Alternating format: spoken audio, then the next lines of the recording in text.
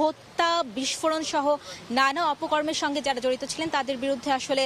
বেশ তৎপর ভূমিকা পালন করছেন আইন শৃঙ্খলা বাহিনী। তারই আওতায় বিভিন্ন মামলা হচ্ছে এবং এই সকল অপকর্মের সঙ্গে যারা সংশ্লিষ্ট রয়েছেন তাদের